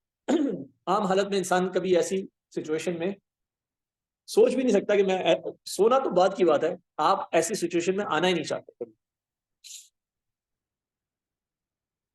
لیکن میں سو گیا، اور میں ایسا سویا کہ فجر کے وقت مجھے لوگوں نے جھنجھوڑ کے جگایا. تو مجھے یہ بتایا گیا تھا کہ دیکھیں یہ ہوگا کیا کہ جو ہمارے گناہوں کا بوجھ ہے وہ ہمارے اوپر سے اتار دیا جائے گا، تو انسان بالکل ہلکا پھلکا ہو جائے گا. تو یہ ہم نے دیکھا. اچھا، تو بات کیا ہے؟ بات ہے کہ انسان کس یقین کے ساتھ کس عمل کو کرتا ہے. ہمیں یہ حکم دیا گیا کہ اس یقین کے ساتھ دعا مانگو کہ اللہ تعالیٰ دعا قبول کر رہا ہے. یہاں پہ اللہ تعالیٰ حدیث قدسی سے ہمیں گارنٹی کر رہے ہیں کہ میں تمہاری دعا قبول کروں. تو ہر نماز میں ہم اللہ سے سوال کرتے ہیں اور اللہ ہمیں جواب دیتا ہے. یہ ایک ڈائلاگ ہے، اٹس ناٹ اے مونولاگ. یہ ایک طرفہ گفتگو نہیں ہے، ایک تقریر نہیں ہے، بلکہ ایک ڈائلاگ ہے ہمارا اللہ تعالیٰ سے. اور اللہ تعالیٰ اس میں ہر بات پہ ہمیں جواب دے رہے ہیں. جب ہم اس نیت کے ساتھ کھڑے ہوں گے اللہ کے سامنے، تو ہماری پریزنس، ہماری توجہ کس لیول کی ہوگی انشاءاللہ. تو انشاءاللہ ہم سب اس کے لیے اسٹرائیو کریں. یہ سورہ جو ہے یہ بڑی اہم سورہ ہے، اور اس کو اگر اسی طرح ہم سمجھیں اور اسی طرح پڑھیں ہر نماز میں، لائف چینجنگ ہے، زندگی کو تبدیل کر دینے کے لیے کافی ہے. اللہ سے یہ ایک وعدہ، صرف یہ خیال کہ میں اللہ سے ایک وعدہ کرنے جا رہا ہوں، میں اللہ سے ایک کانٹریکٹ کرنے جا رہا ہوں، that is enough to change our lives. تو اللہ تعالیٰ ایسا ہی کرے کہ اللہ تعالیٰ ہمیں اپنے صراط مستقیم کی طرف ہدایت بھی دے دے، اور صرف اسی کی عبادت کرنے کی اور صرف اسی سے مدد مانگنے کی توفیق بھی عطا فرما دے. چلیے کتنا ٹائم ہمارے پاس؟ اچھا، ہم نے 8:30 بجے شروع کیا ہے. تو ہمارا ڈسکشن کیا تھی کہ ہم لوگوں نے کتنی دیر کرنا ہے اس کو انشاءاللہ؟ ٹھیک ہے، 1 hour 15 minutes کے بعد کوشچن آنسر. ٹھیک ہے. اچھا، کچھ چیزیں جو اس سورہ کے متعلق ہیں، میں نے اس کے مفہوم کے متعلق سے تو آپ سے بات کی، لیکن اس سورہ کی جو اور اس کے کچھ اسپیکٹس ہیں وہ بھی سمجھ لیتے ہیں انشاءاللہ. ایک بات تو یہ ہے، قرآن کی سب سے پہلی مکمل صورت ہے یہ. اس سے پہلے جو ہے وہ صورتوں کے جز نازل ہوئے، سورہ علق کے، سورہ مدثر کے، سورہ مزمل کے. یہ پورا پہلی مکمل صورت ہے جو نازل ہوئی. نماز کا لازمی حصہ ہے. تو لا صلاۃ لمن لم یقرأ بفاتحۃ الکتاب، اس کی کوئی نماز نہیں جس نے فاتحہ کتاب نہیں پڑھی. فاتحہ کتاب یعنی کہ سورہ. پھر قرآن نے خود اس کی گواہی دی، سبع من المثانی والقرآن العظیم. اور یہ جو حدیث قدسی میں نے آپ کو سنائی مسلم کی، یہ اس کی جو ہے عظمت پر دلالت کرتی ہے. اچھا، اس کی ایک بیوٹی اور اس کے اندر ایک بہت بڑا معجزہ بھی جو پنہا ہے، چھپا ہوا ہے، وہ یہ ہے کہ دنیا کی کوئی بھی جو مطلب یہ ہے نا گانے ہوں، دنیا کا بیسٹ گانا ہو، وہ آپ 10 دفعہ سنیں، 20 دفعہ سنیں، ایک سیزن میں سن لیں، تھوڑے عرصے بعد وہ دل سے اتر جاتا ہے، اس کو چھوڑ دینا پڑتا ہے. یہ جو ڈیوائن ردم ہے قرآن کا اور اس سورہ کا، اس صورت کے اوپر کوئی باسی پنداری نہیں ہوتا. آپ سوچیں کہ 17 دفعہ تو ایک نماز میں ہم پڑھتے ہیں کم سے کم، باقی آپ سنتیں، نوافل اور باقی کی چیزیں ملا کے اس کو اور بڑھا لیں، اور مسلسل پڑھتے ہیں. تو 17 ٹائمز اگر ہم نے پچھلے 30 سال سے اس کو پڑھ رہے ہیں تو ذرا آپ حساب لگائیے کہ کتنی دفعہ آپ اس کو پڑھ چکے ہیں. لیکن اس سورہ کے اندر اس سے انسان تنگ نہیں آتا، اس سے انسان کی طبیعت اکتاتی نہیں، اور یہ پورے قرآن کا اعجاز ہے، یہ پورے قرآن کا معجزہ ہے. اور یہ نبی کریم صلی اللہ علیہ وسلم نے ایک حدیث میں بیان فرمایا کہ اس کتاب پہ کبھی بھی باسی پن طاری نہیں ہوتا. یہ عجیب بات ہے کہ دیکھیں، دنیا کی کوئی بھی کتاب ہو اس کی ایک عمر ہوتی ہے. یہ جو تفاسیر لکھی گئی نا، ہماری بہت بہترین تفاسیر لکھی گئی، ان تفسیروں کو بھی آج آپ مطلب امام راضی کی تفسیر پڑھنے بیٹھیں تو آپ پریشان ہو جائیں گے. ہر تفسیر کے اندر یا ہر کتاب کے اندر اس زمانے کی جو جو کلچر ہوتا ہے، اس زمانے کی جو تھاٹ پروسیسز ہوتے ہیں وہ آ رہے ہوتے ہیں اس کے اندر. آج ہم اس سے کنیکٹ نہیں کر پاتے، لیکن یہ ایک بہت عجیب خوبصورت کتاب ہے کہ ہر زمانے کا اور ہر لیول کا انسان اس کتاب سے کنیکٹ کرتا ہے. جب وہ اس کتاب سے کنیکٹ کرنا چاہتا ہے تو ایک کسان، ایک جو ہے مزدور، وہ بھی اس کتاب سے کنیکٹ کرتا ہے، اور ایک فلاسفر، ایک بہت ہائی لیول کا سوچنے والا تھنکر، علامہ اقبال جیسا جو دنیا کے جہان کے فلسفے پڑھ کے بیٹھا ہوا ہو، وہ بھی اس کتاب سے متاثر ہوئے بغیر نہیں رہتا. اس کتاب کا ہی اعجاز ہے، اور اس سورہ کا خاص طور پہ اعجاز ہے کہ ہم نے اتنے عرصے سے اس کو پڑھا اور اس میں کبھی بھی باسی پن، اس سے ہماری طبیعت اکتاتی نہیں. جی جی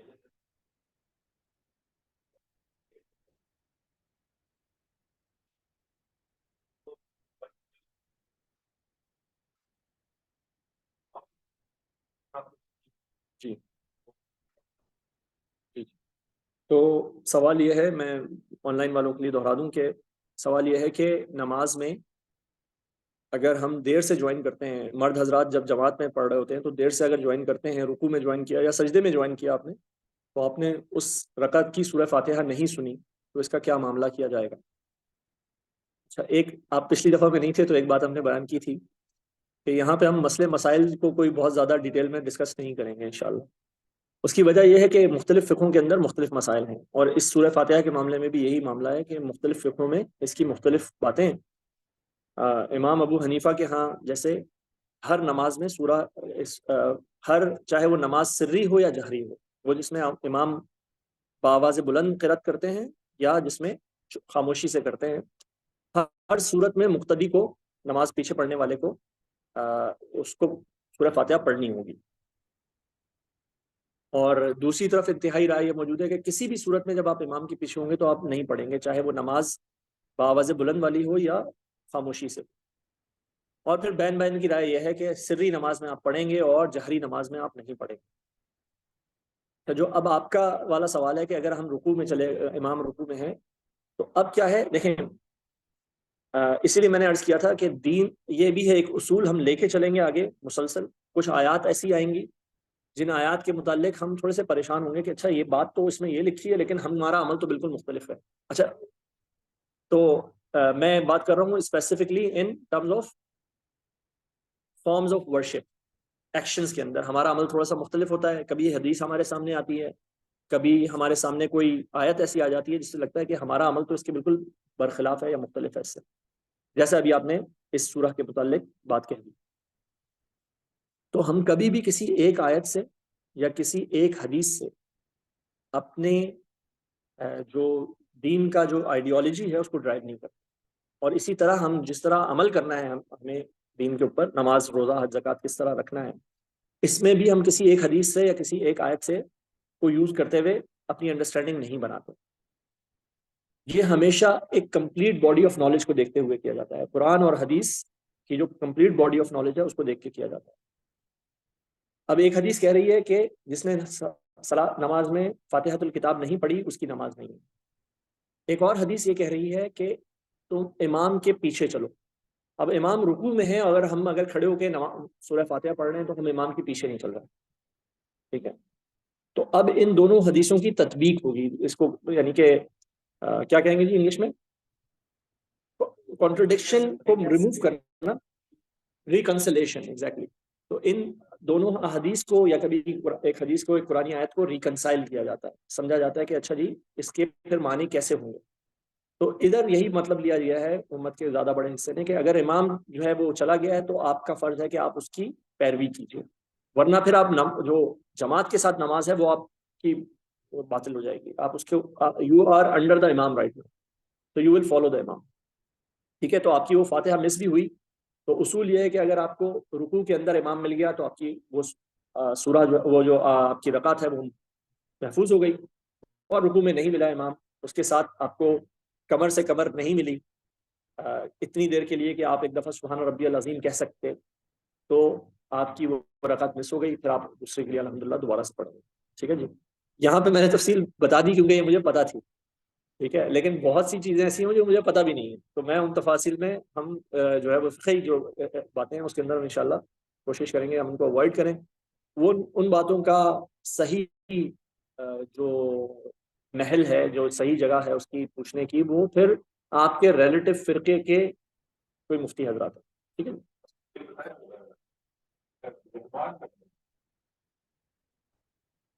دیکھیں عربک میں نا ہر ورڈ جو ہے وہ ایک روٹ ورڈ سے نکلتا ہے.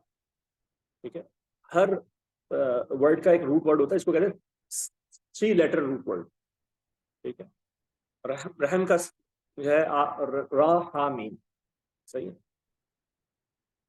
تو اب اسی کی نا مختلف ویریشنز, کنجوگیشن, انگلش میں کنجوگیشنز کہتے ہیں نا. مثال کے طور میں آپ سے کہتا ہوں میرا نام ہے عامر.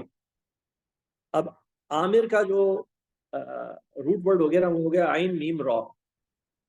اس کا مطلب ہوتا ہے بنانے والا. ٹھیک ہے, تعمیر کسی چیز کو بنانا, عمارت بلڈنگ, معمار کسے کہتے ہیں بنانے والے کو. ٹھیک ہے, تو اب یہ سارے ورڈز ہیں اسی کنجوگیشن کے, اس ایک سے نکلے. ٹھیک ہے, عین میم را اس کا مطلب ہوتا ہے آباد کرنے والا, اصل مطلب یہ ہے. اب جتنے ورڈز بھی اس سے بنیں گے ان سب میں وہ روٹ ورڈ موجود ہوگا اور وہ اس کی ایک سلائٹ ویریشن ہوگی.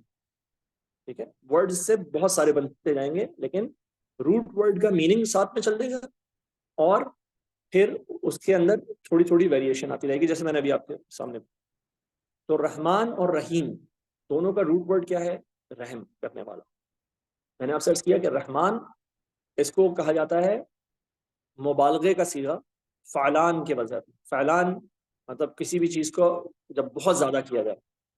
جیسے میں نے عرض کیا کہ رحمان اللہ کی رحمت کی ایک ایکسٹریم. اچھا, اس میں بہرحال کچھ اور مطالب بھی بیان کیے گئے, میں اختصار کی وجہ سے, چھوٹا کرنے کی وجہ سے میں نے نہیں کیا, لیکن کہا گیا رحمان جو ہے نا اس میں عمومیت ہے اور رحیم جو ہے وہ خصوصیت بھی ہے. یعنی کہ کیا مطلب ہوا کہ رحمان فی الدنیا, علماء نے بیان کیا کہ رحمان فی الدنیا و رحیم فی الآخر. دنیا کی زندگی میں اللہ تعالیٰ ہر ایک کو دیتا ہے, سب کے اوپر اس کی رحمت جو ہے وہ یکساں طور پہ آتی ہے. تو دنیا کی زندگی میں مال, دولت, صحت, آل اولاد, جتنی نعمتیں دنیا کی, اللہ تعالیٰ اس میں ایمان والوں میں اور بے ایمانوں میں تخصیص نہیں کرتا, نیکوں میں اور گناہ گاروں میں تخصیص نہیں کرتے. کسی کو بھی ملیں گی اور کسی کو بھی نہیں بھی ملیں گی. بہت ایمان والا ہوگا اس کو وہ بیچارہ بہت ہی دنیا کے حساب سے پریشان رہ سکتا ہے, and vice versa as well. اور رحیم جو ہے وہ ہے مخصوص, یہ ہے آخرت کے لیے کہ جہاں پہ اللہ کی رحمت جو ہے وہ مخصوص ہو جائے گی صرف ایمان والوں کو.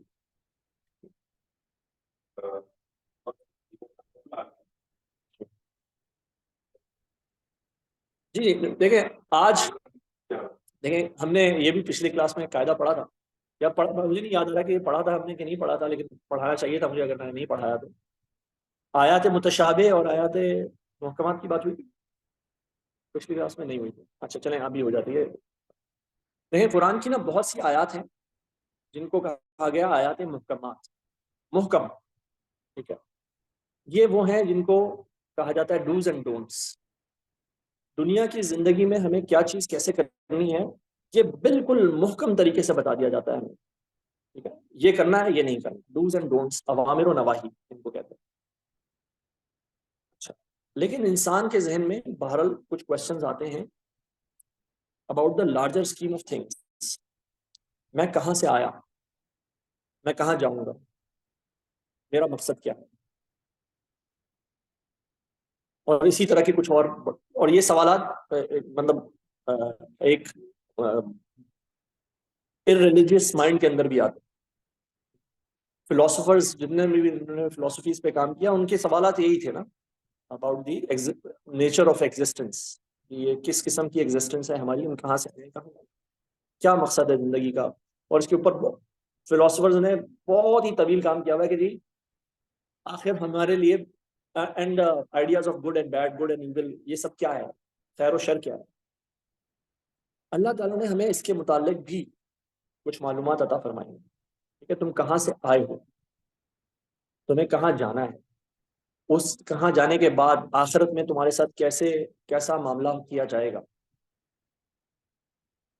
لیکن یہ چیزیں ہمارے ریالم سے باہر کی. یہ جس ٹائم اینڈ اسپیس میں اللہ تعالیٰ نے ہمیں پیدا کیا ہے, یہ اس ٹائم اینڈ اسپیس سے باہر کی چیز ہے. جنت ہم کبھی بھی نہیں دیکھ سکتے اس دنیا میں رہتے ہوئے. اس دنیا میں رہتے ہوئے ہمارے لیے جنت دیکھنا ناممکن. اس دنیا میں رہتے ہوئے اللہ کو دیکھ پانا ہمارے لیے ناممکن. فرشتوں کو دیکھ پانا ناممکن ہے. ٹھیک ہے جی, کیونکہ یہ ہماری ٹائم اینڈ اسپیس کی چیزیں نہیں ہیں, تو ہم ان کو اپنے ٹائم اینڈ اسپیس کے لیول پہ نہیں دیکھ سکتے. لیکن اللہ تعالیٰ نے ان جو ہم اس ٹائم اینڈ اسپیس سے باہر کی چیزیں ہیں, اس زمان و مکان سے الگ جو چیزیں ہیں, اللہ تعالیٰ نے ان کو بھی ہمیں بیان کر دیا. اللہ نے بیان کیا کہ بھائی تم میرے پاس تھے, ارواح کی شکل میں تھے, پھر میں نے تمہیں پیدا کیا, پھر تمہیں موت ملے گی, پھر تم قبر میں جاؤ گے, پھر برزخ میں جاؤ گے, پھر حشر ہوگا, پھر تم اٹھائے جاؤ گے, پھر ترازو ہوگا, پھر حوض کوثر ہوگا, پھر یہ جو ہے آگے پل صراط ہوگا, پھر جنت ہوگی یا جہنم ہوگی, اللہ نہ کرے. تو یہ سب کیا ہے, یہ ہمارے ذہن میں ایک خاکہ, ایک اچھا مجھے یہ نہیں پتا, ایک تو میں اس معاملے میں بڑا کنفیوز ہو رہا ہوں ابھی. بائی دا وے, آپ لوگ زیادہ تر انگلینڈ سے ہیں, تو آپ لوگوں کی اردو ویسے تو مجھے ابھی تک اچھی لگ رہی ہے, لیکن کوئی حضرات ایسے بیٹھے ہوئے جن کی اردو بہت بری ہو, تو میں بار بار انگلش لفظ کے لیے اسٹرگل نہ کروں. اچھا, جو آن لائن حضرات, خواتین حضرات ہیں, ان کی بھی اردو صحیح ہے, اچھی ہے انشاءاللہ, چلیں بہت اچھی بات ہے. تو ایک خامہ خبر وہ ایک جو ہے نا وہ, کیونکہ آج کل جنرل تو یہی ہے ٹرینڈ کے لوگوں کی اردو بہت خراب ہو چکی ہے, تو آپ لوگ ماشاءاللہ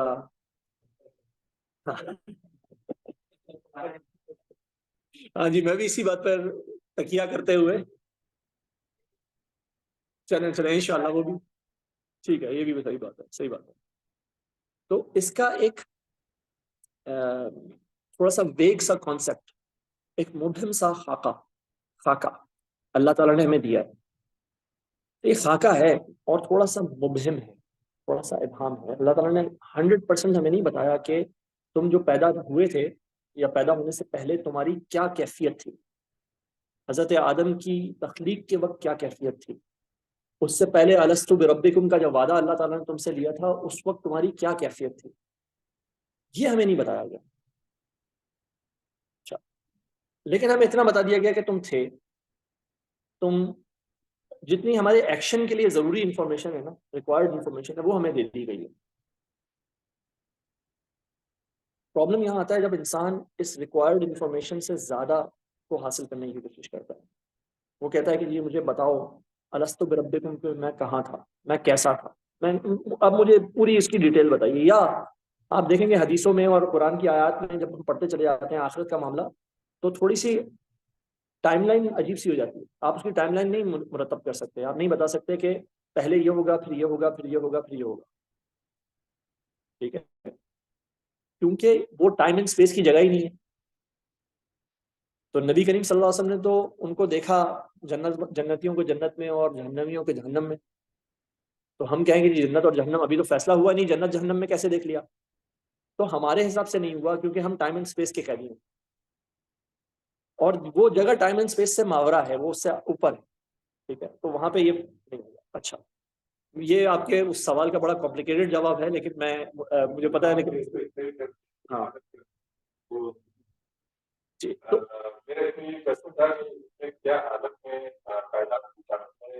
جی جی تو میں عرض کر رہا تھا، اصل میں نے بات یہاں سے شروع کی تھی کہ کچھ آیات ہیں جو محکمات ہیں، کچھ آیات ہیں متشابہات. ان متشابہ آیات کا پورا پورا مطلب ہمیں نہیں پتا ہوتا، اور وہ ہمیں پتہ لگ بھی نہیں سکتا الا یہ کہ اللہ تعالیٰ واضح کر دیں. اللہ کی بہت سی آیات متشابہات ایسی ہیں جن کو وقت گزرنے کے ساتھ ساتھ اللہ تعالیٰ واضح فرما رہا ہے. اللہ تعالیٰ کا وعدہ ہے قرآن کے اندر کہ میں ایسا کروں گا بھی. اللہ کہتے ہیں سنریہم آیاتنا فی الآفاق وفی انفسہم حتی یتبین لہم انہ الحق.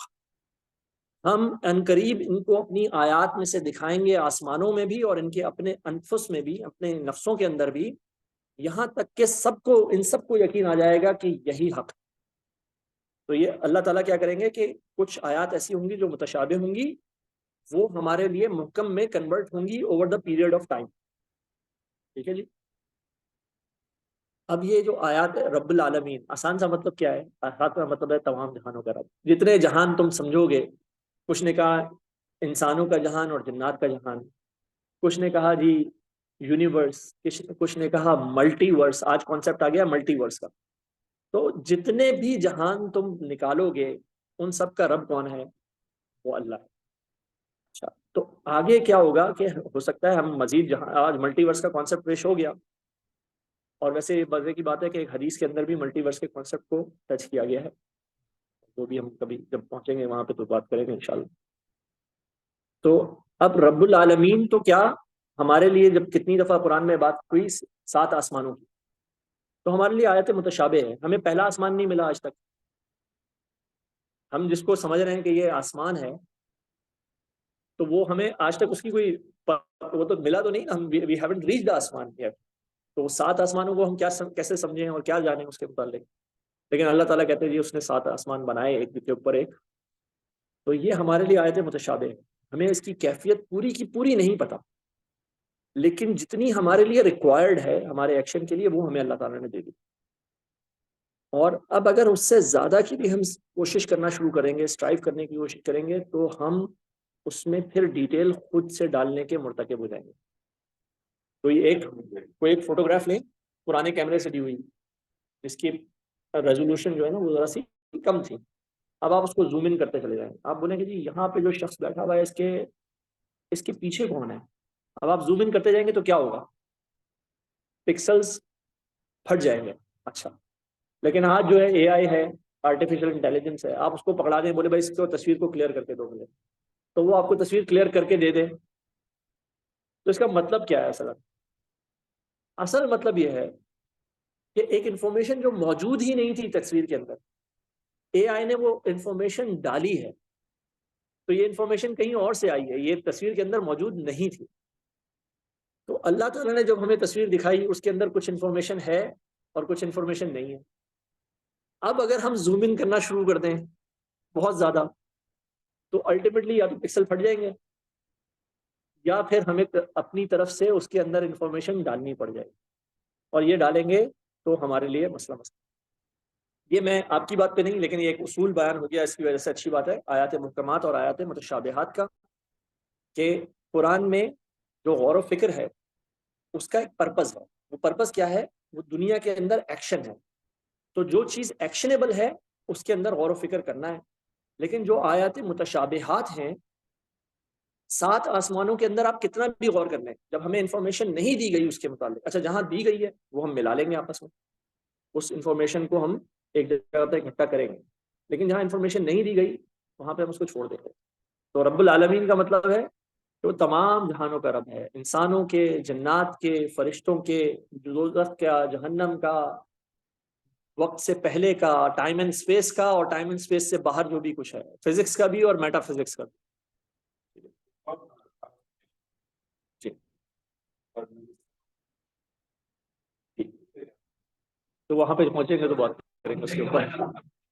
ٹھیک ہے جی انشاءاللہ. اس آیت کے جو مفاہیم ہیں بڑے خوبصورت ہیں، بہت خوبصورت مفاہیم ہیں اس کے، اور انشاءاللہ جب وہاں پہ پہنچیں گے تو، اور پہنچنا ہے ہم نے انشاءاللہ وہاں پہ، تو بالکل انشاءاللہ.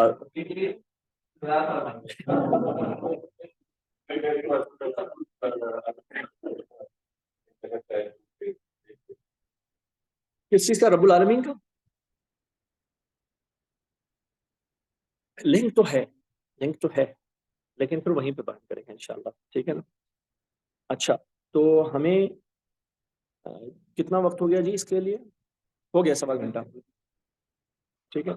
تو چلیں اب سوال کا رکھ لیتے ہیں تھوڑے سے، اگر کوئی سوالات ہیں تو اگلی دفعہ سے ہم انشاءاللہ سورہ بقرہ شروع کریں گے اور نسبتاً تیزی سے جائیں گے۔ ارادہ یہ ہے کہ ہم کوشش یہ کریں کہ اس سال کے پورے جو ہم رمضان تک پہنچیں اگلے، تو ہمارا قرآن مکمل ہو چکا ہو۔ اس کے لیے ہمیں مطلب اپنی جو پریزنس ہے وہ بھی انشور کرنی ہوگی، اور یہی ہوا کہ پچھلے ہفتے چھٹی سی لگی ہمیں، لیکن فضل بھائی نے اور زکا بھائی نے اس طرف توجہ بھی دلائی کہ اچھی بات ہے کہ چھٹی نہ ہو ہماری، تو ہمارا اگلا سیشن انشاءاللہ ہفتے کو ہوگا، ٹھیک ہے؟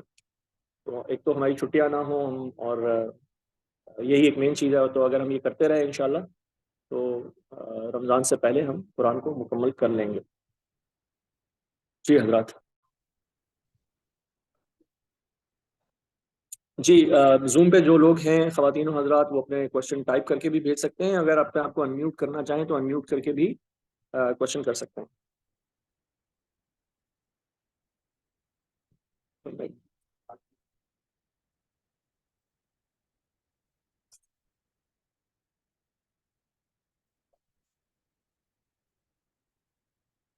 جی یہ صحیح مسلم کی حدیث ہے، حدیث سے ملتے ہیں یہ۔ سوال یہ ہوا ہے کہ جو اللہ تعالیٰ کے جوابات ہیں سورہ فاتحہ کے جواب میں، وہ کہاں سے ملتے ہیں؟ تو یہ ایک حدیث قدسی ہے۔ حدیث قدسی کا مطلب ہوتا ہے کہ نبی کریم صلی اللہ علیہ وسلم نے فرمایا کہ اللہ نے فرمایا، تو یہ صحیح مسلم کی حدیث ہے۔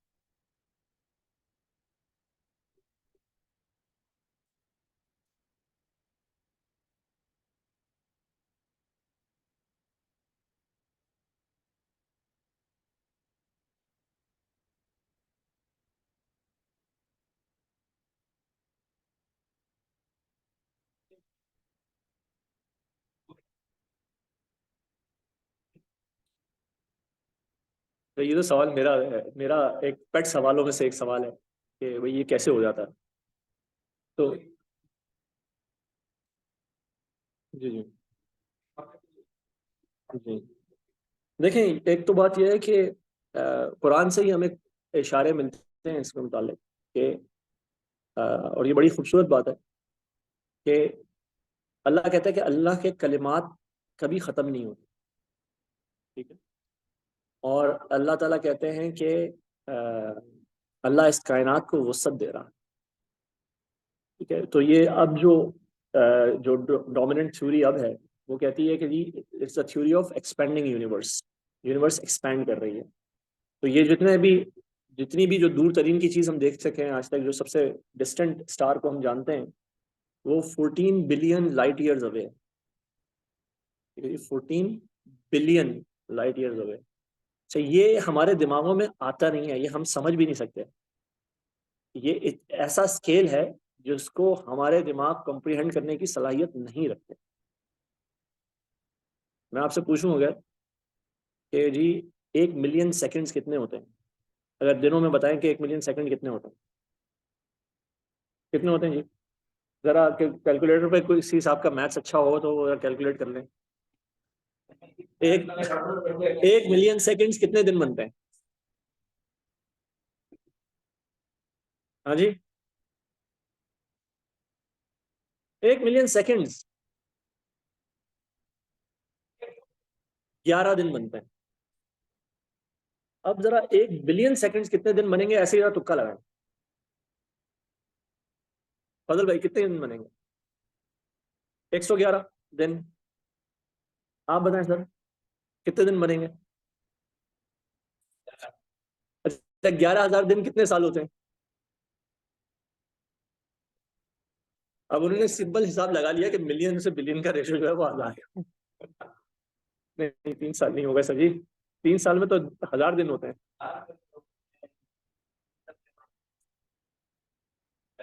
تقریباً 32 سال۔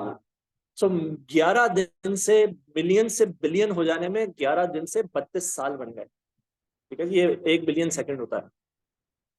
لائٹ ایئر کیا ہوتا ہے؟ یہ آپ لوگوں کو سب کو پتا ہے، ٹھیک ہے جی. Light year is the distance that light covers in a year with light's speed. It's the distance that light covers in a year. اب 14 بلین لائٹ ایئرز اوے کوئی چیز ہے، اور وہ جو ہے ہم جس کو جانتے ہیں ابھی 14 بلین. ہوں گی کوئی اور چیزیں بھی. اچھا تو ہمیں پتا کیسے ہے؟ وہ ہمیں پتا ایسے ہے کہ یہ 14 بلین لائٹ ایئرز اوے ہے.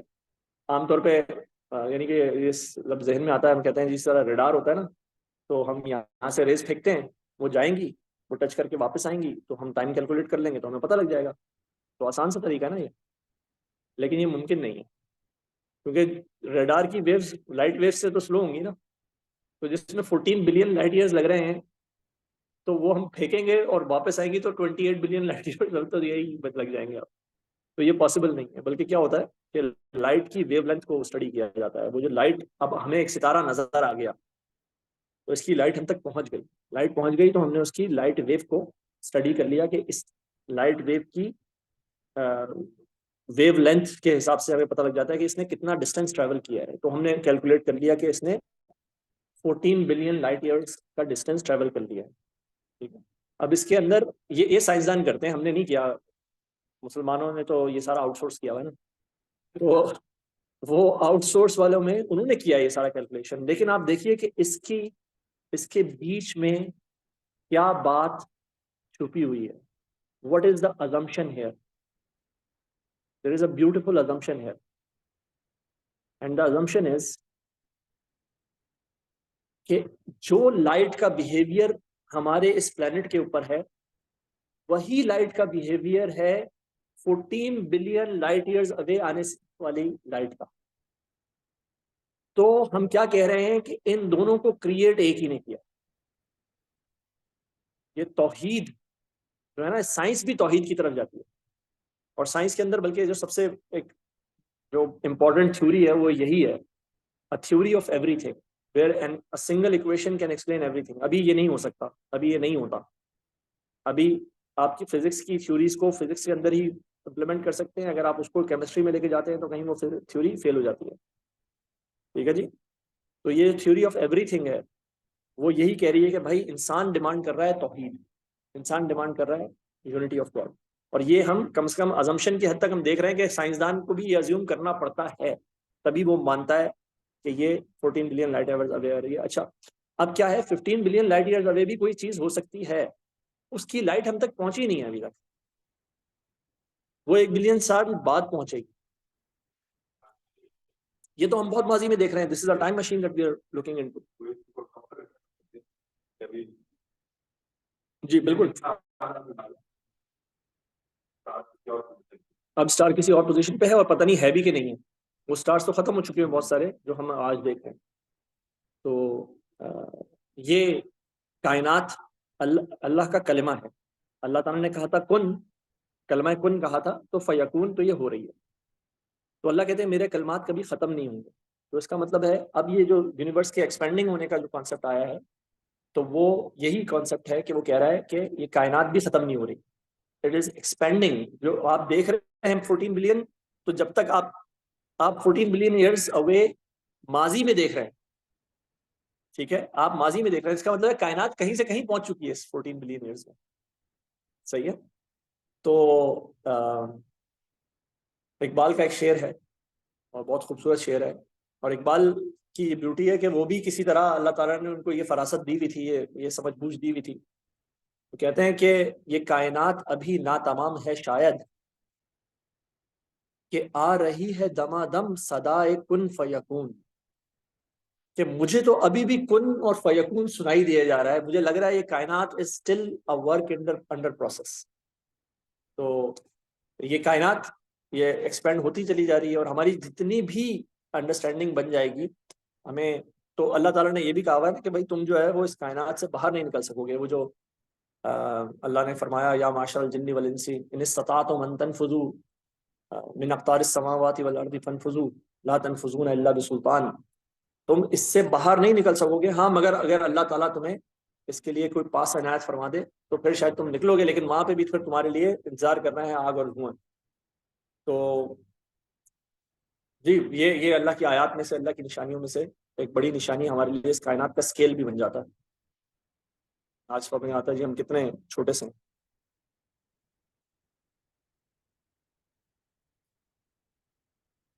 جی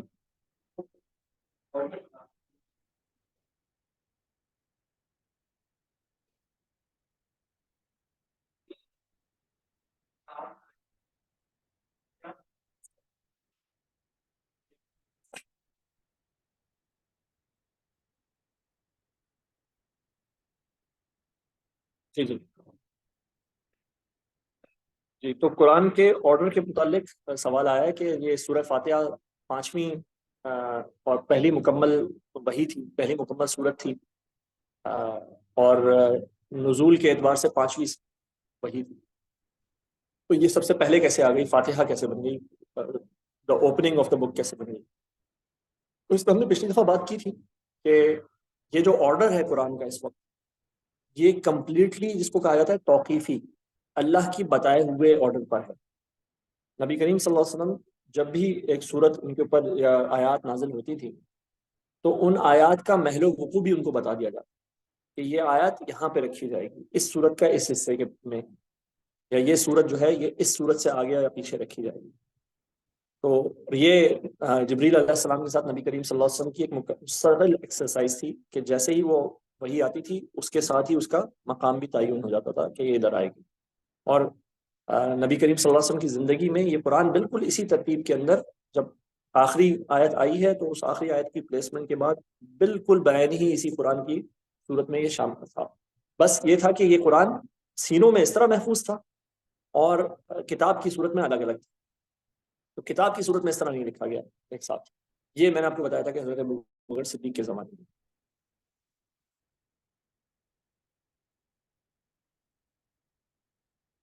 ٹھیک ہے جی، اگر کوشچن نہیں ہے تو پھر جی.